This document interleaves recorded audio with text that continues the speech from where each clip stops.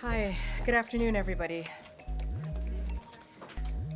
So, the safety of all Americans is the Biden-Harris administration's first priority. As the security situation in Lebanon becomes increasingly volatile, I want to take a moment to talk about the numerous steps the Biden-Harris administration is taking to support Americans who seek to depart or relocate within Lebanon.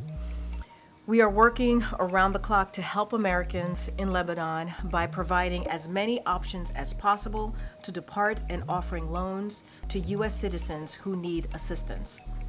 Since September 27th, the United States has secured more than 4,000 airplane seats for American citizens, lawful permanent residents, and their family members to depart Lebanon. We have reserved seats for Americans and their family members on daily commercial airlines that continue to fly out of Beirut, and we have organized additional flights for U.S. citizens, lawful permanent residents, and their spouses, children, and parents to depart Lebanon. As long as the Beirut airport remains open, we will continue to make more airplane seats available daily. To date, the number of seats available continues to exceed demand. The U.S. Embassy in Beirut remains open and can help Americans who need emergency passports or other documentation. We urge Americans to take advantage of these options. Ultimately, a diplomatic resolution is the only way to achieve lasting stability and security across the Israel-Lebanon border. We are in discussions for when we will be able to achieve that. Now, earlier today, as many of you saw, the President and the Vice President received an update regarding Hurricane Helene response and recovery efforts. Under their leadership, FEMA has provided $344 million in direct assistance to survivors, along with an additional $180 million to ensure our federal partners can carry out their critical recovery work. More than 8,000 federal personnel are deployed, including FEMA disaster survivor assistant teams that are in neighborhoods across the affected states, helping survivors apply for assistance.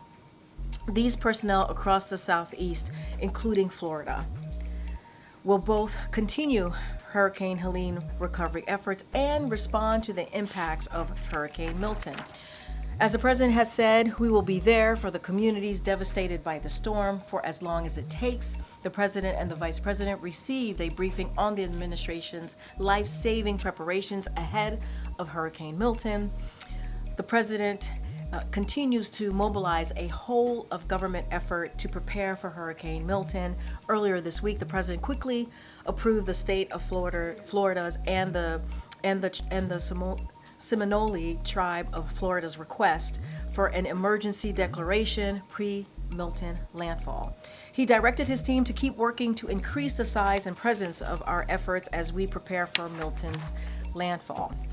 The President spoke directly to Governor DeSantis, Tampa Mayor Castor, Clearwater Mayor Rector, and Pinellas County Chairwoman Peters to make sure we are meeting their needs, and gave them his personal number so they can call him directly.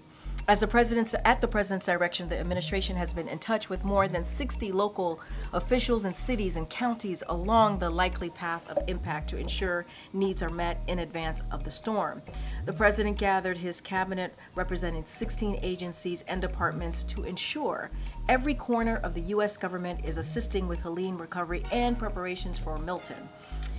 And at the President's direction, FEMA Administrator Criswell will travel to Florida tonight to join the personnel on the ground and ensure every Floridian gets the help that they need. FEMA is pre-staging a full slate of response capabilities in Florida and the region, including 8 urban search and rescue teams, 3 U.S. Coast Guard swift water rescue teams, 15.6 million meals, 13.9 million liters of water already pre-positioned, an additional 20 million meals and 40 million liters of water ready to deploy as needed. More than 1,000 staff already in the region.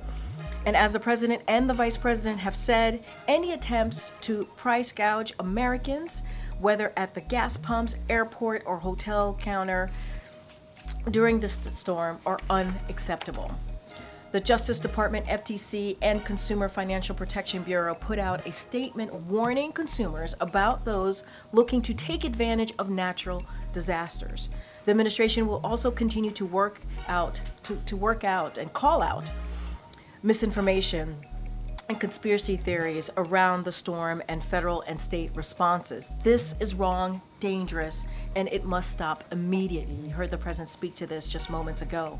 Everyone, especially those in positions of power, must do everything they can to encourage survivors to register for assistance, not discourage them by allowing these falsehoods to fester. This storm will be catastrophic. It will be catastrophic. We urge everyone to listen to local officials, and if you are told to evacuate, do so. Please do so immediately. If you can't evacuate or need a safe place to shelter, text shelter and your zip code to 43362 to get a list of open shelters near you. With that, I will turn it over to Administrator Criswell, who is joining us virtually. Thank you so much, Administrator. I know you are incredibly busy today, but thank you for your time. And with that, I'm going to just turn it over to you. All right. Thank you very much, Corrine. So good afternoon, everybody. As you just heard from Corrine, I just had an opportunity to brief President Biden and Vice President Harris on our preparatory actions as we prepare for Hurricane Milton to make landfall in Florida. The entire federal family is leaning forward for Milton's response. And right now, I am in North Carolina, continuing to lead the response and recovery efforts for the impacts to Helene across many states. But I will be traveling this evening to Florida to be with the team that I have there on the ground, as well as meet with the governor and his team to make sure that we are working side by side to meet the needs of Floridians as Hurricane Milton passes through the state. I want to deliver a very important message to the people of Florida. This is going to be a catastrophic storm. It is going to be a potentially deadly storm. Please listen to your local officials as they will be giving you the best information about what you need to do where you are located. This storm is going to bring deadly storm surge, intense winds, flooding, but it is already bringing tornadoes across Florida. So if you do get an emergency message on your phone right now for a tornado warning, please seek shelter immediately. My heart goes out to all of the Floridians who have been in the path of many storms. They have had impacts from Hurricane Ian, Hurricane Debbie, Hurricane Idalia, and now Hurricane Helene and Hurricane Milton. Floridians, they're no strangers to these storms, but this one, Hurricane Milton, it is expected to be catastrophic. And I promise you that FEMA is ready. FEMA and the entire federal family will be there to provide those immediate life-saving activities and begin to stabilize the incident after the storm passes. And again, I will be there on the ground to assess the impacts and prioritize the movement of federal resources to where the state needs them most. Today, tonight, and tomorrow, these are going to be tough as we watch the impacts move across Florida. And again, we're already seeing impacts from this storm with tornadoes and high winds happening in different parts of Florida. The most important thing is your safety. And I need everyone listening to do everything you can to protect yourself and your family as Milton passes. Some of you may still be able to safely evacuate. Others, it may be too late. Again, I need you to listen to your local officials. They will know exactly what you are still able to do. And if you receive, again, a tornado warning on your phone, through a NOAA radio, or from your local officials, there are tornadoes that are happening now.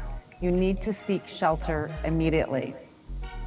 I have also been in contact with Governor DeSantis, Mayor Castor, Mayor Welch, and Mayor Dyer, as well as all the tribal nations in Florida that are in the path of this storm.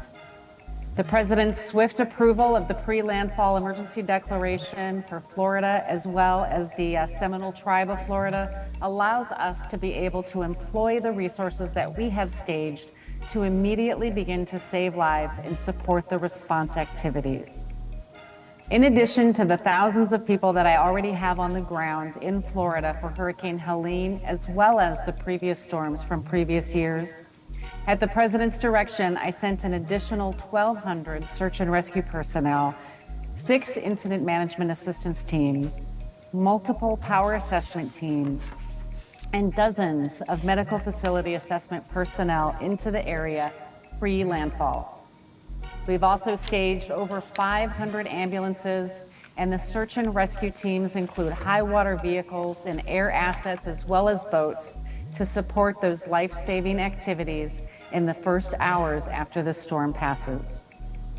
As you heard Karine say, we've also pushed millions of meals and liters of water into Florida to support those immediate needs. And let me be clear, the movement of these resources and these commodities are not taking away from our ongoing response and recovery efforts in North Carolina and the other states that were impacted by Hurricane Helene. We are built for this. We have managed multiple simultaneous catastrophic incidents before, and we are prepared to do this again. And I want the people to hear it from me. FEMA is ready. Our agency is postured to respond to this storm and maintain our current response and recovery efforts for Hurricane Helene impacted states. And we will be providing, and I will be providing regular updates to President Biden and Vice President Harris as this storm passes, so we can make sure that we are getting all of the federal resources that are needed to support their response. And they have directed me, as they always do, to make sure that Floridians continue to get everything they need. I want to be clear, we at FEMA stand ready to both continue our support to Hurricane Helene and respond to the impacts from Hurricane Milton. This is what we do best. We manage complex incidents. We coordinate, we communicate, and we respond. And again, I will be traveling to Florida later today so I can join my team as well as our state partners that are in the field preparing for the impacts from Hurricane Milton. My leadership team, they are the best of the best. They are trained to work across multiple states and support the impacts that states are going to be feeling. And I want everybody to know that we are prepared for what we need to do to support Florida as well as all of the other states. Before I take questions, I just want to emphasize once again, because this is extremely important. People need to listen to their local officials. They need to take this storm seriously. It's going to hit the west coast of Florida as a major hurricane, and it will still be a hurricane as it departs on the eastern coast of Florida. There will be flooding, there will be tornadoes, storm surge. Take the actions you need to protect yourself and your family. We do not need to lose any lives as a result of this storm. We have the time to prepare. Make sure that you're taking those actions now. And with that, Karine, I'll take any questions. Thank you so much, Administrator. I just want to remind folks that she can only hear us, can't see us. So I'm going to start calling on folks right now. Go ahead. Thank you. I appreciate you making this time. Do you have an estimate of the universe of how many people are not heeding the evacuation orders and remain at risk? I do not have an estimate, but what I can tell you is that I was in Florida on Monday. I met with the mayor of Tampa and the mayor of St. Petersburg, and I saw people leaving the area. People are listening, they are leaving, but we know there's always a few that want to stay behind and protect their home. This storm is different. This storm is going to bring deadly storm surge. And so I want people who still have time to evacuate to make sure that they're doing so, but doing so safely, under the guidance and the advice of their local officials. Go ahead, MJ. Thank you, Administrator. This is MJ Lee with CNN. The White House has been talking a lot about the threat of misinformation, disinformation as it relates to storm recovery efforts. Can you talk to us about whether there's one piece of incorrect information that you think, in your view, has been most damaging, that you think would be most important to clarify? Well, honestly, I think all of it is damaging to our ability to be able to reach people. It's intentional to create distrust, and that level of distrust is, as the president said earlier today, un-American. And what we need to do is make sure people can get the assistance that they need and they deserve. And so I want people to be able to come to us, register for assistance, so we can help them on their road to recovery. Go ahead, Nandita. Thank you. Administrator, you have said that FEMA has enough money to get through both hurricanes, Helene and Milton, but that you're assessing how much more you need from Congress. Is there an assessment that you can share with us? We're continuing to make that assessment, as we do not know what it's going to cost us right now to get through Hurricane Milton. I think, as I've briefed all of you before, we went into immediate needs funding in August of this year. That allowed me to make sure I had enough money for this response, and I needed that for Hurricane Helene. Without going into INF, I probably would not have had enough money to support Hurricane Helene. With the full authority to spend against the president's fiscal year 25 budget, I've been able to start paying the recovery projects that we put on hold. But the amount that we're spending for Hurricane Helene and the amount that we anticipate we're going to spend for Hurricane Milton, we are watching that very closely and assessing it every day so we can have a good estimate of how much more that we will need to be asking for in a supplemental. Good, Selena. Thank you, Corinne. Thank you, Administrator Criswell. Selena Wayne with ABC News. Could you give any specific examples about the real-world impact that this misinformation is having, both in terms of, are you seeing people who aren't taking precautions because they don't trust the government or FEMA or NOAA, and then in terms of the threat to FEMA workers, have you seen examples of threats against them on the ground? Yeah, I think the biggest thing is that what I am hearing is people that are not coming to us and asking us for assistance. They're not registering for the help that they need, or they are afraid to approach some of our staff because they are unsure of what the government is doing. I think one of the biggest ones that I continue to hear is that we're going to take their land from them. Simply untrue.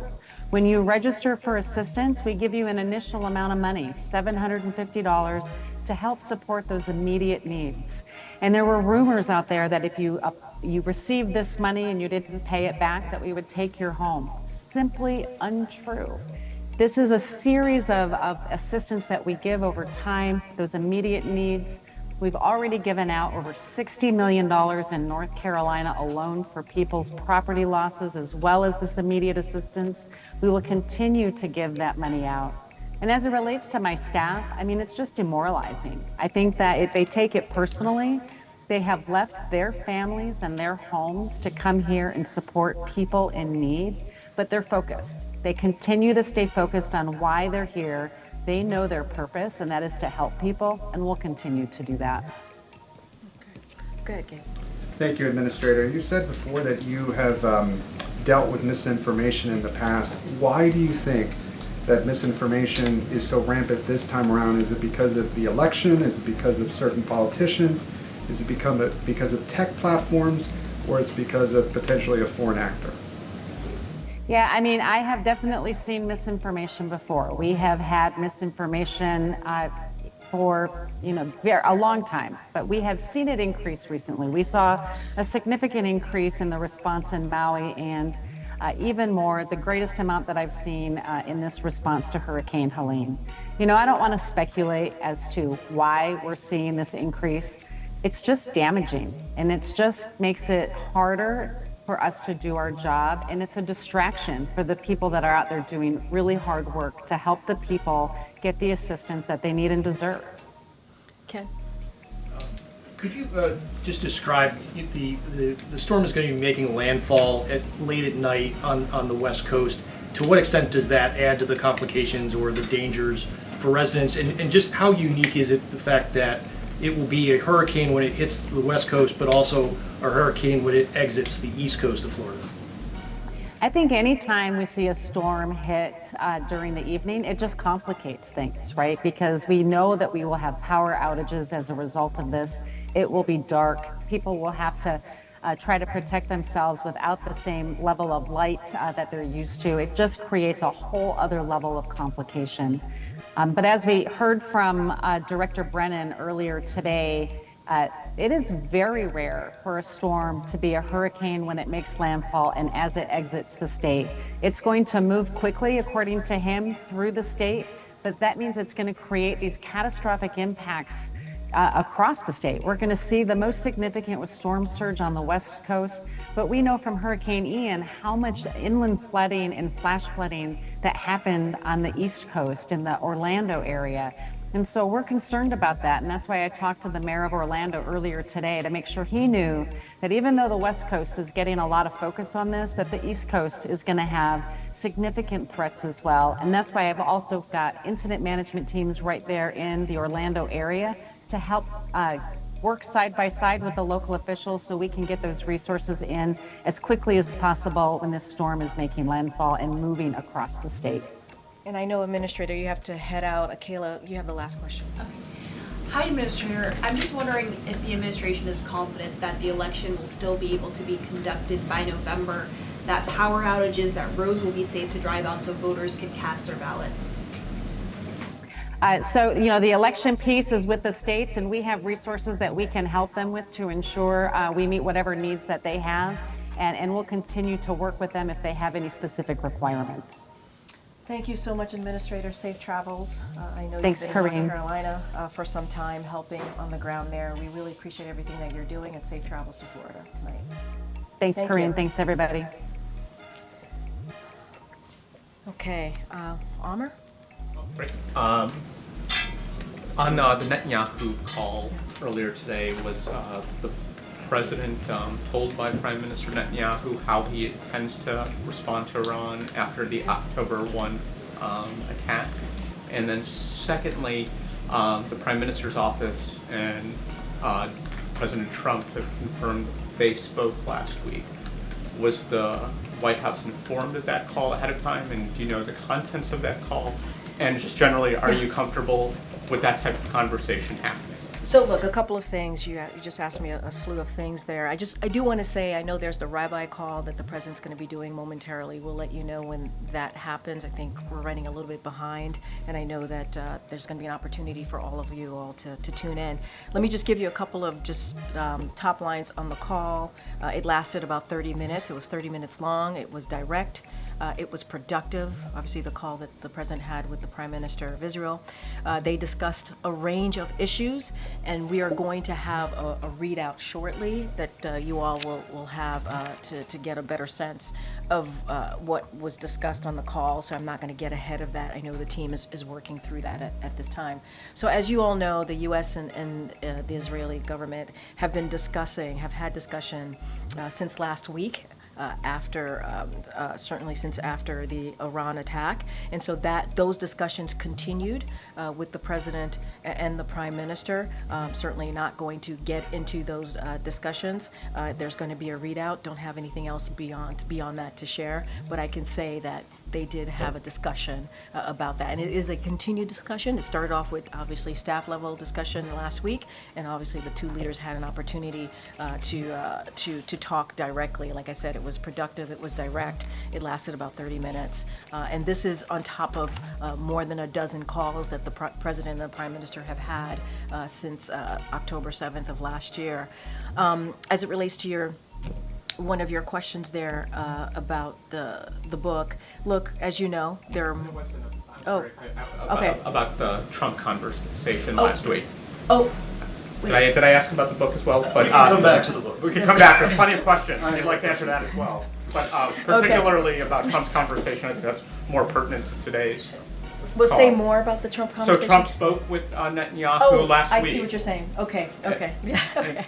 Were you guys aware of it? Look, I don't. That's something for obviously the Trump team to speak to. I can't speak to that about their conversation. I just don't have anything to add I guess beyond it's that. more relevant. Yeah. Are we having like two different, a former administration and the current administration doing foreign policy at the same time? As you know, there's one president at a time. That has been the way that we've done this, right, in this country, and so that is what exists. The current president, President Biden, had a conversation with the prime minister.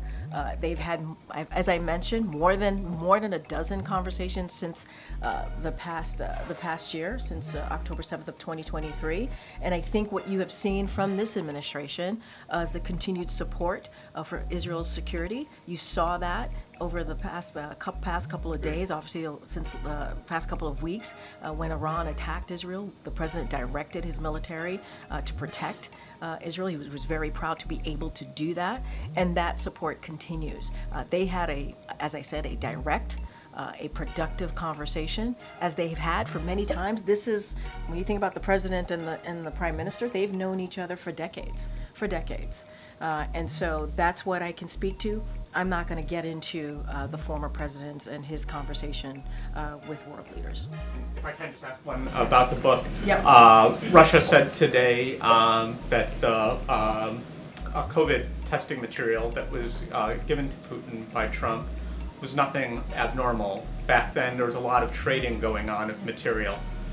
Is that true? And then if it is true, why was the president going after Trump yesterday at the KC fundraiser over giving Putin this material? I mean, look, that was a political event, so I'm going to let the president speak to what he said at that event. I'm not going to go beyond that. What I will say is, as it relates to what happened in the last administration, how then the president behaved and what he was able to do, whatever's being reported, I'm going to leave it to the 2020, that time in 2020, to that administration. Look, what I can say, and we can say very proudly and forcefully, I believe, is how this president responded to a once-in-a-century pandemic. He put forth a comprehensive strategy to move forward, to get shots in arms, money in pockets at a time where the economy was at a tailspin. And this is a president that took that very, very seriously, along with a critical partnership that he had with the vice president. And that's why we've seen the economy turn around. That's why we all sitting here today without masks on, because the president actually took this seriously and made sure that we were able to get out of the pandemic. That's what I'm going to speak to. The president said what he wanted to say yesterday, and I'll leave it as that. But I guess, is it just adding to misinformation then? Because that was the last president at that time was doing what it sounds like he thought was the right thing. Everybody needed material at that time. I'm going to let the former president speak for himself, and how he behaved and the actions that he took. That is for him to speak to. What I can speak to is what the president has done over the last 3.5 years.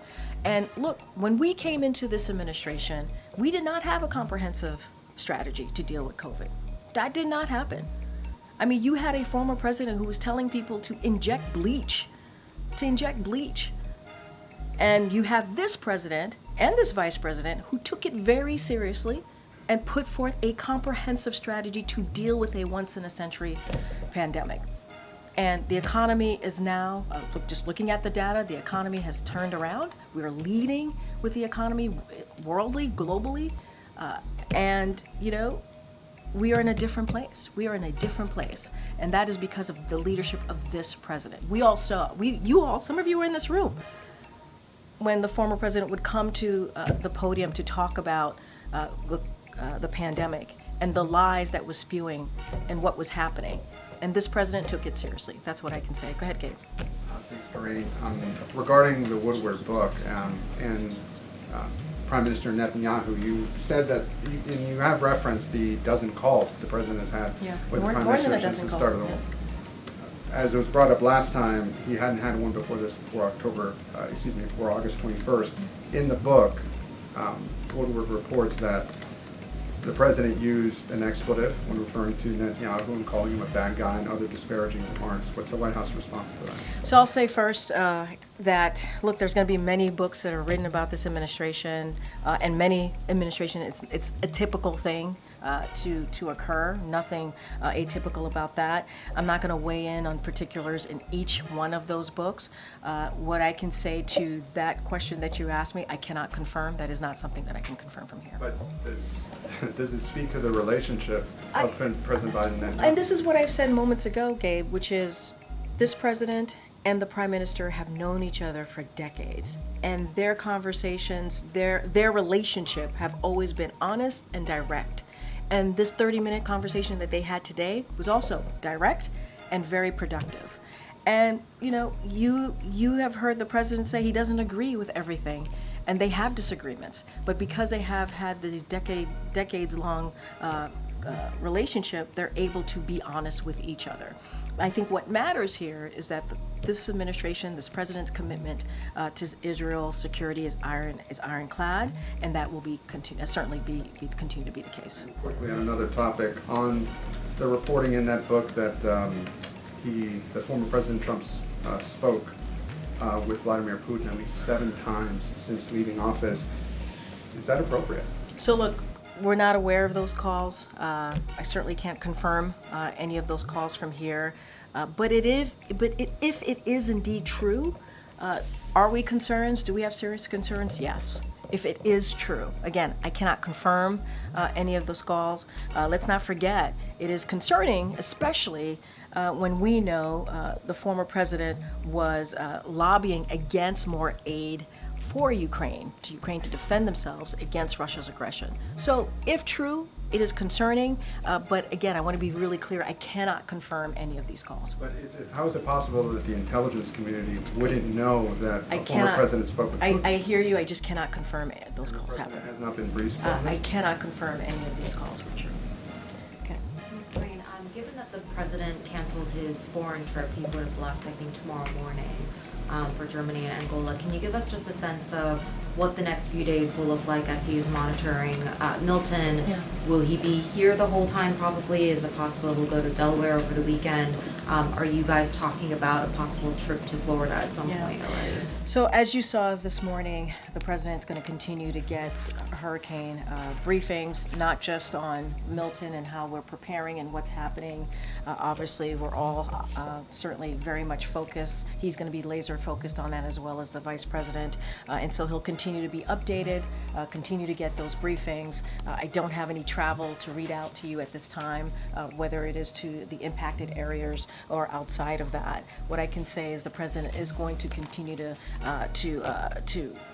be laser focused on the storms and what's happening, the preparations, how we are still certainly responding to the immediate needs of folks who have been impacted by Hurricane Helene as well. That is also very much in front of us and what we're trying to do and get done there. But that's going to be his focus. You'll continue to hear more from the president. I can guarantee you that over the next couple of days. But what we want to share very, very clearly with Floridians out there, it is important to evacuate. It's important to take this storm very, very seriously. It will be catastrophic. You heard from the FEMA administrator. She is headed down to Florida to be there with her team to assist on the ground as we are pre-positioning and preparing for the storm. Back to the phone call with Prime Minister Netanyahu.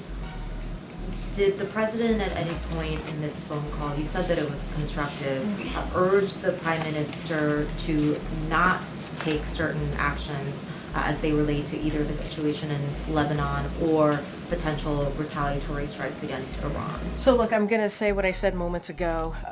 This was a continued discussion on the leaders level. As you know, the staff level has been talking since last week, and it is certainly to continue to speak to the response on Iran's attack and a long list of other conversations and issues that they wanted to discuss between the two leaders. I don't have anything else to speak to or to say. There's going to be a readout shortly that will have a little bit more detail of that conversation. I'm just not going to get into specifics from here. Would it be safe to say that the president now has a clear understanding of and a clear picture of what Israel's plans are for retaliating against What I can Iran? tell you is they had a discussion. They continued their discussion on a response to Iran's attack. A discussion last week, a discussion that certainly started at the staff level, and now the two leaders were able to have a productive, straightforward, honest conversation, as they tend to do. I don't have anything beyond that. Thanks, Green. So Vice President Harris was also on that call between President Biden and Netanyahu. Can you just explain the role she played in that call? Did she just listen in? Did she weigh in on the issues as well? I would refer you to her team. to speak to that. Just going back to the contents of the call, I know there's a readout coming out soon, but can you just describe the tone of that call in terms of was the president continuing to push back on issues that were being presented to him from Netanyahu? It was direct and it was productive. That's what I'll share. And can we say at this point if Israel has made a decision on how they want to respond? They continue to have a discussion on Israel's response to the attack, to Iran's attack last week. I'm not going to go into specifics or details. There's going to be a readout shortly. Okay, Michael. Thanks, Corinne. Going back to your warnings against price gouging during the hurricanes, I'm just wondering, does the administration have any reports that that's actually happening, or was this just intended to be a preemptory strike to keep it from happening? Well, I think certainly a preemptive attempt to keep it from happening. We're keeping a close eye on prices at the pump, at the airport, obviously, and also these hotel counters to just make sure that it doesn't happen. We tend to see this type of behavior during this time, and we want to be very, very clear. It is not okay. It is not. There's no time to do that. But certainly, when people are evacuating, when people are fearful about what's to come, especially with the historic hurricane like Hurricane Milton, we want to make sure that this is not happening. And that's why the Department of Transportation is on top of it. You have DOJ, FTC, Consumer Financial Protection Bureau.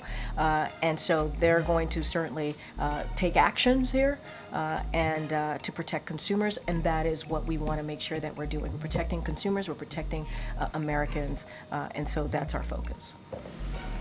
Okay. Thanks, Corinne. Going back to the reporting with the Woodward book, Yeah. If former President Trump has been speaking to President Putin, he's also had calls and meetings with other foreign leaders, both since he left office and since he announced his latest campaign for the presidency. Is the administration at all concerned that he appears to be running a shadow foreign policy while campaigning for president against the incumbent administration? And so look, I'm going to give you the same answer that I give to Amr here, which is, as we know, it's one president at a time. That is how we do our business here in this country, as you know very, very clearly. Look, and I said, if there was we cannot confirm this, if there was a call with President Putin, if that is indeed true, yeah, there are concerns, especially when you had the former president lobbying against Ukraine aid. Yeah, but I cannot confirm that. I cannot confirm those calls. What about his meetings with foreign leaders such as Viktor Orban, who has opposed aid to Ukraine as well? Look, I'm going to let the former president speak to his calls with world leaders. I'm not going to dive into that, but what I will say is that this president is focused at what's at hand, right? He had a conversation with the prime minister, 30 minutes, as I stated, half an hour. It was direct. It was very much honest. It was to show that, we're going to continue to have those discussions with Israel on how they're going to respond after Iran's attack last week. You saw what this administration, what this president directed his military to do, and our commitment to Israel's security continues to be ironclad. That is what I can speak to, and that is what we're focused on. And as you know, we have a hurricane, Milton, that's coming, and you heard from the president. So he has a lot to focus on, and as a leader, that's what he's going to do. Same topic. Sure. Traditionally, when former presidents do interface with foreign leaders, there is a process by which they can liaise with the incumbent administration to be possibly briefed on any policy concerns and possibly provide a readout of those conversations afterwards. Has former President Trump availed himself of any resources that might be available to him? I don't have anything to speak to on that particular question, but I understand your question. I just don't have anything for you at this time. Okay. Thanks, Karin. One more try on the BB call. Sorry. Sure. Did the president during this conversation address the latest comments Prime Minister Netanyahu made, saying that Lebanon could experience the same level of destruction as Gaza if they don't free themselves from Hezbollah? So look, as I stated, they had a productive and honest conversation. But what I will say very clearly about that particular question is we cannot and will not see Lebanon turn into Gaza, into another Gaza. That is not what we want to see. The suffering in both Gaza and Lebanon adds even greater urgency, as you've heard from us, to our efforts certainly to end the conflicts and lay a foundation for lasting peace and security in the region. For over a year, if you think about what has occurred for over a year, you've seen Hezbollah has attacked Israel and rejected all off-ramps to this conflict. That's what you've seen. The suffering we are seeing in Lebanon could have been avoided if Hezbollah would have stopped its rockets attacks on Israel. So, look, I'm going to just reiterate what our position is when it comes to Lebanon. We are working our way back towards a ceasefire process that's going to create a space to negotiate a diplomatic resolution that only ends the fighting. That's what we're going to continue to do, and allow civilians from both sides of the blue line to return home. And we want to see that be done safely and certainly with security as well. And so that's what our focus is going to be on. Okay. Thank you, Corinne. I keep trying to call her. Let me let her go. Go ahead. Thank you. So more on the Middle East. Yeah. At this point, does the White House understand that Israel is planning to attack energy facilities in Iran? So we've spoken to that, and look, I'm not going to get into hypotheticals. I'm not going to get into that from here. That has been asked of the president. That has been asked of us last week. What I can say is that we've had discussions, we're continuing discussions with Israel on their response to Iran's attack last week. I'm not going to dive into it. I'm not going to get into it from here. And so you saw that happening on the staff level, and now what you saw today was that happening on the leaders level. I'm not going to get into hypotheticals or speculations from here. And how would you describe right now the relationship between the president and Netanyahu? I mean, look, they've known each other for decades. They've known each other for decades. And because of that, they're able to have that frank conversation. Because of that, the president's able to be honest, and they're both able to be honest to each other. And I think what I can report to you, and I've said this multiple times already, the conversation that they had today was productive. And it was direct, very much in line with many other conversations that they have had, not just in the past year, but over decades. And I think you've heard the president speak directly about his relationship with the prime minister. And so they've known each other for a long time. They've had a decades-long friendship, and I think that says it all for me. Go ahead, Mandy. Thank you. I will say in the Middle East, you said that the administration will continue evacuating U.S. citizens from Lebanon as long as the airport is open. Do you have any guarantee that Israel is not bombing the airport? Say that one more time. The last part, I didn't hear that. Does the White House have any guarantee that Israel will not bomb Beirut airport? So look, we're going to have very direct conversations with the government of Israel about the shape and the nature, as we speak about Lebanon specifically, right? And the ultimate scope of their campaign. And those conversations are going to continue. And I'm not going to get into specific conversations that we're having, but it will continue to be very direct. And that's what you've seen over the past year, and that's what's going to continue. You also said that you're working towards a ceasefire and a diplomatic solution as the best outcome to the crisis. So how exactly will this materialize, considering that Israel has rejected a ceasefire, a diplomatic solution, and Hezbollah leaders have been killed one after the other? So who are you talking to when you talk about ceasefire? Look, we want to see, as the president has said, we want to reach a ceasefire deal. That's what we want to see. And again, to provide space for that diplomatic resolution, those diplomatic conversations, and we want to see civilians on both sides to return back home. And on both sides of the border, obviously. And so those discussions continue. We have been very clear that those conversations have been continuing for some time now. And ultimately, we need a diplomatic resolution. We understand that. We have to have a diplomatic resolution, and that's the only way to achieve that long-lasting stability. right? When you think about security across the Israel and Lebanon border. And so that's what we want to see. It doesn't stop us from having those conversations, to having those discussions. Today, you heard from me, you heard from us that the two leaders spoke about an array of issues.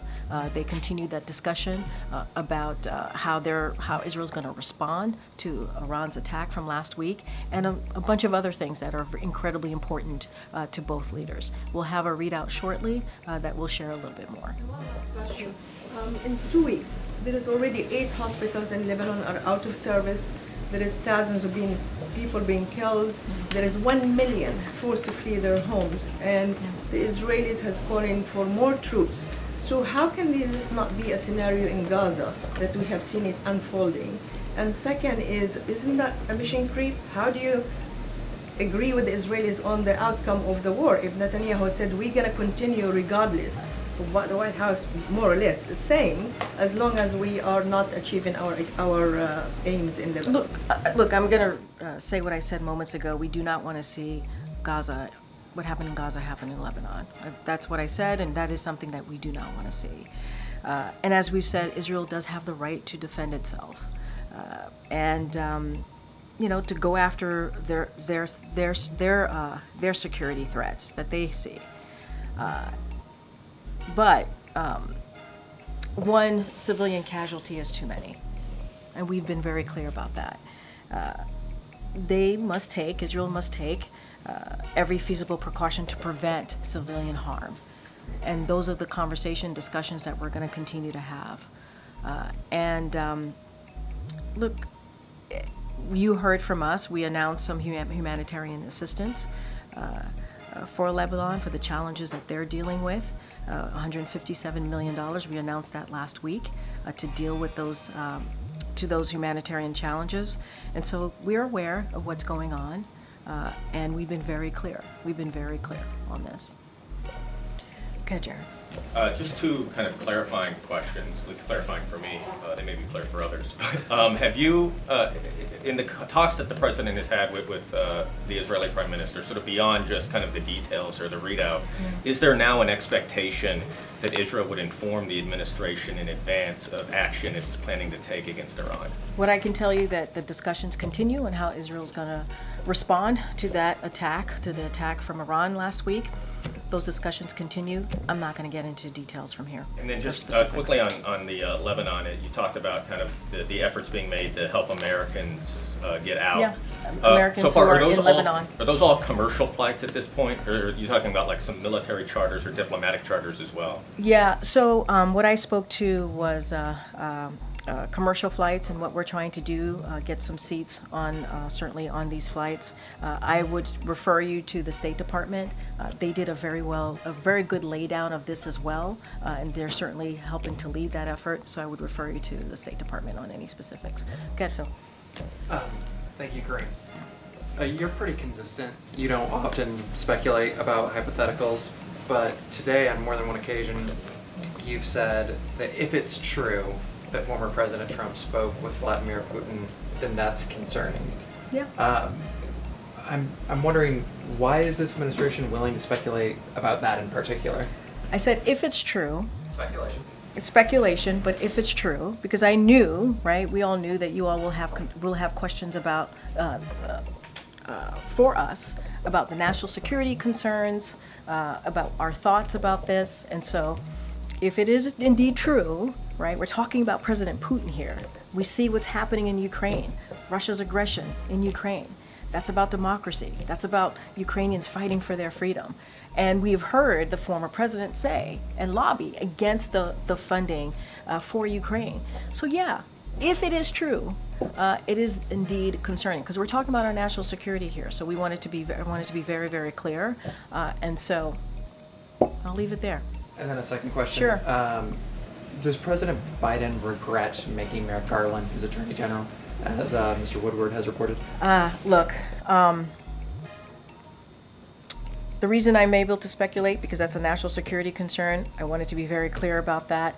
But as I've stated many times before, there's going to be many books written about an administration. It's very much typical And I'm just not going to comment on every specifics, every matter that comes up or any particulars that come up. And then a national security question. Yeah. Mr. Woodward also reports that according to intelligence reports, White House officials here believed that there was as much of a 50% chance that Russia would use a tactical nuclear weapon in Ukraine. I mean, is that 50% odds number, is that accurate? And if so, would this administration, let the American public know that that kind of risk is real?